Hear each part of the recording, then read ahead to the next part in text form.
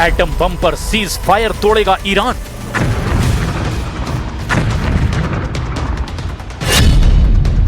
Uranium संवर्धन पर break नहीं लगाएगा ईरान।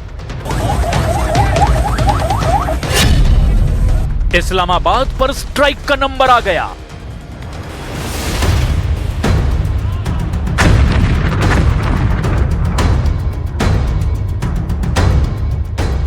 अमेरिका ने जिस एटम बम के डर से ईरान पर हमला किया, वही अब सीज फायर के खात्मे की वजह बन गया है।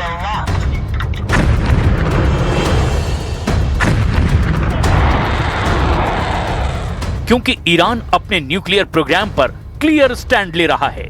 ईरान के न्यूक्लियर चीफ ने ऐलान किया कि एटमी प्रोग्राम की रक्षा हर हाल में की जानी चाहिए।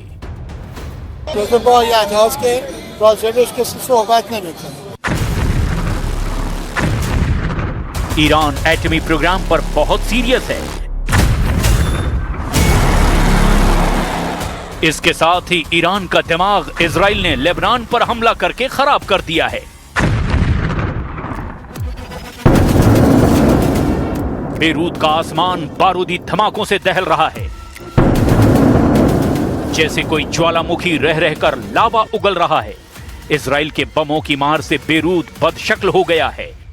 इमारतें खंडहर बन गई है, गलियों में मौत बरस रही है। बेरूत के अल मजरा की तस्वीरें हैं ये। इजराइल ने कैसे यहां कहर ढाया है, देख लीजिए जरा। तो फिर ट्रंप ने आखिर किस बात का सीज फायर किया है? क्या ये युद्ध नहीं है?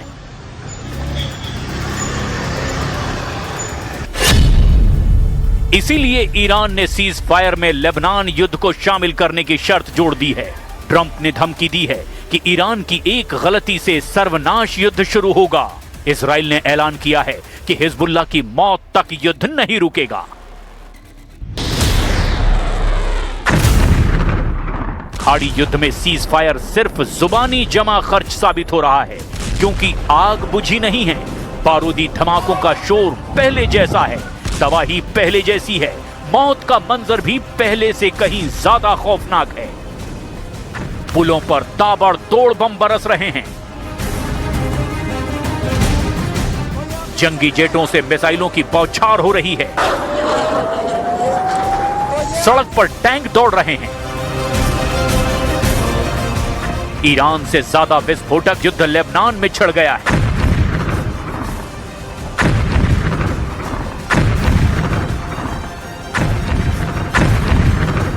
नेतन्याहू ने साफ कर दिया है कि जब तक इजराइल का मकसद पूरा नहीं होगा, युद्ध को कोई ताकत नहीं रोक सकती। इजराइल का पहला मकसद लेबनान में हिजबुल्लाह लड़ाकों का टोटल सफाया है। इजराइल का दूसरा मकसद ईरान के सभी प्रॉक्सी फाइटर ग्रुप का संपूर्ण सर्वनाश है। इजराइल का तीसरा मकसद ईरान को बर्बाद करके घुटने पर लाना है। इजराइल इस समय हिजबुल्लाह चीफ के पीछे पड़ा हुआ है। नसरल्लाह की तरह नईम कासिम का खात्मा करके इजराइल लेबनान में बफर जोन बनाना चाहता है।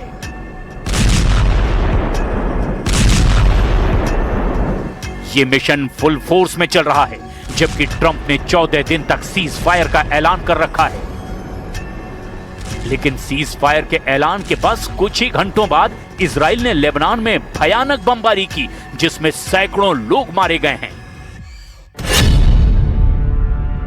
इजराइल डिफेंस फोर्स ने बताया कि 10 मिनट के भीतर एक साथ करीब 100 ठिकानों पर स्ट्राइक की गई।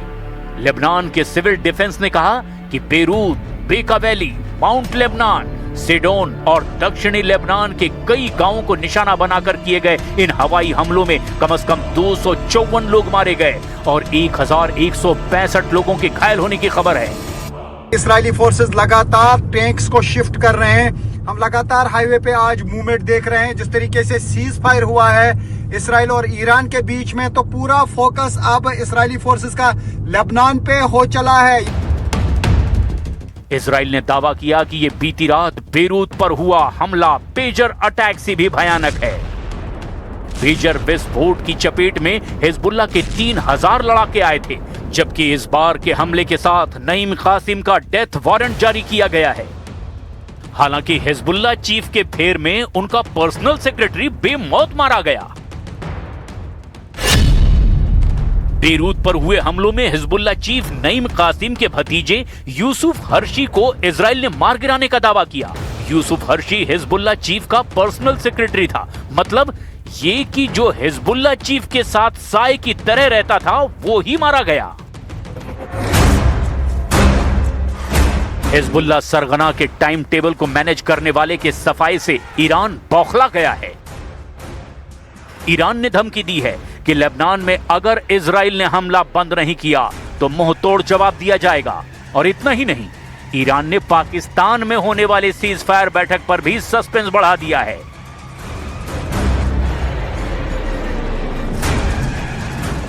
ईरान के डिप्टी विदेश मंत्री सईद खतीबजादेह ने धमकी दी कि आने वाले कुछ घंटे सीज फायर पर टर्निंग पॉइंट साबित हो सकते हैं। Last night was a very critical night because we had no option just to respond to these new atrocities. Then there were few back and forth and few messages through Pakistanis, and we hope that American could control its ally and this time honor their words actually. Pakistan की कई करतूतों से Iran alert हो गया है। पाकिस्तान पर Trump के इशारे पर काम करने का शक गहरा गया है। 3 रिपोर्ट्स में जनरल मुनीर की ट्रंप चापलूसी का ब्यौरा लीक हो चुका है। मीडिया रिपोर्ट के मुताबिक पाकिस्तान में सीज फायर की मीटिंग करने के पीछे ट्रंप के 2 फायदे हैं। पहला, पाकिस्तान ट्रंप की तरफ से ईरान पर ज्यादा दबाव बनाए। दूसरा, इस्लामाबाद को पश्चिम एशिया में ज्यादा तवज्जो मिले, जिससे ट्रंप अपने इशारे पर सबको चला सकें।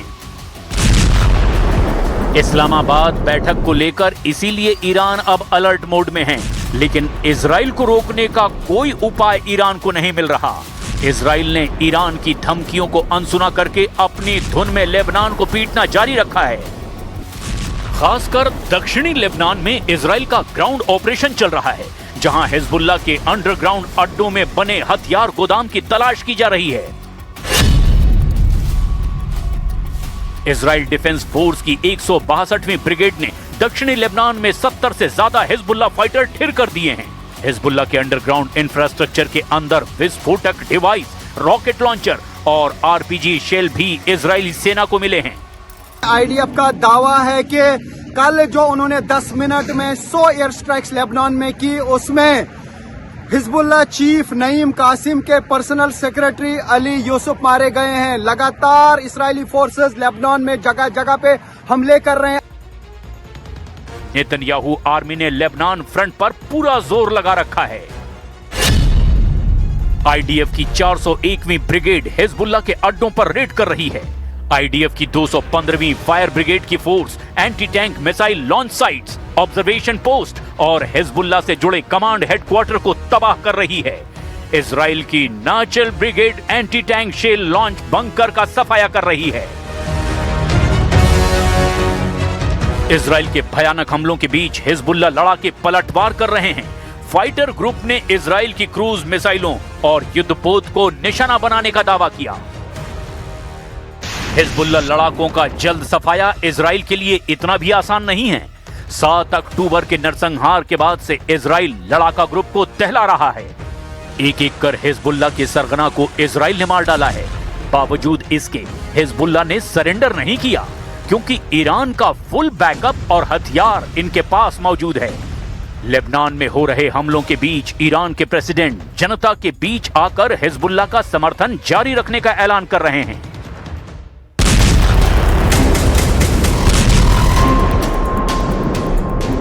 पजेश्कियन के साथ कुद्स फोर्स के चीफ इस्माइल कानी ने भी युद्ध में एंट्री ले ली है। हिजबुल्लाह पर हमलों से भड़के कुद्स कमांडर कानी ने धमकी दी कि इजराइल को सबसे भयानक सजा दी जाएगी। फरवरी के महीने में युद्ध शुरू होने के बाद से नईम कासिम ने दूसरी बार इजराइल को यह सीधे धमकी दी है। मुमकिन है इजराइल इस्माइल कानी को भी हिट लिस्ट में शामिल कर ले। फिलहाल नेतन्याहू आर्मी का जोर नईम कासिम के सफाए पर है। इजराइल के बारे में यह भी साफ है कि उसके दुश्मनों का जिंदा रहना बहुत मुश्किल है। फिर चाहे ट्रंप नाराज ही क्यों ना हो जाएं, फिर यूरोप आखिर परेशान ही क्यों ना हो जाए, फिर खाड़ी में ही कोई दुश्मन क्यों ना बन जाए, इजराइल किसी की परवाह नहीं करता। जब सुपर पावर की इजराइल सुनने को तैयार नहीं तो भला किसी और की क्या बिसात। जिस सीज फायर को ट्रंप ने ग्रीन सिग्नल दिया उसे इजराइल मानने को तैयार नहीं। इजराइल ने हमले तेज कर दिए हैं। इजराइल ने पूरे लेबनान में बारूदी तांडव मचा दिया है। ट्रंप के तेवर बता रहे हैं कि वो सीज फायर में मिले वक्त का इस्तेमाल ईरान को लाइन पर लाने के लिए कर रहे हैं। ईरान लाइन पर नहीं आया तो ट्रंप सर्वनाश वाली धमकी को सच साबित कर सकते हैं।